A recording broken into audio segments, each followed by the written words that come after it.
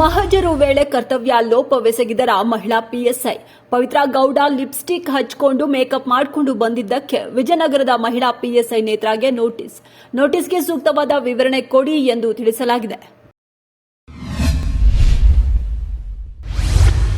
ರೈಲಿನಲ್ಲಿ ಗೊತ್ತಿಲ್ಲದಂತೆ ಗಾಂಜಾ ಸಾಗಾಟ ಮಾಡುತ್ತಿದ್ದ ಆರೋಪಿಗಳು, ರೈಲ್ವೆ ಇಲಾಖೆಯಲ್ಲಿ ಕೆಲಸ ಮಾಡುತ್ತಿದ್ದ ಆರೋಪಿಗಳಿಂದಲೇ ಈ ಕೃತ್ಯ. ಪರಾರಿಯಾದ ಇನ್ನಿಬ್ಬರು ಆರೋಪಿಗಳಿಗಾಗಿ ಬಲೆ ಬೀಸಿದ ಬೈಯಪ್ಪನಹಳ್ಳಿ ಪೊಲೀಸರು.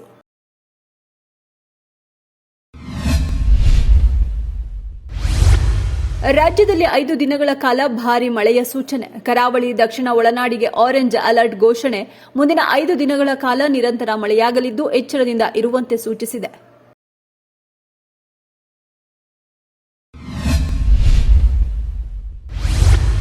ದರ್ಶನ್ ನಟನೆಯ ಡೆವಿಲ್ ಸಿನಿಮಾ ಬಗ್ಗೆ ಭರ್ಜರಿ ನಿರೀಕ್ಷೆ ಇದೆ.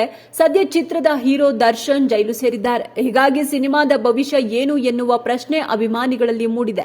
ಪ್ರಾಜೆಕ್ಟ್ನ ಭವಿಷ್ಯದ ಬಗ್ಗೆ ಗೊತ್ತಿಲ್ಲ, ಆದರೆ ಸೂಪರ್ ಪ್ರಾಜೆಕ್ಟ್ ಅದು ಎಂದಿದ್ದಾರೆ ವಿನಯ್.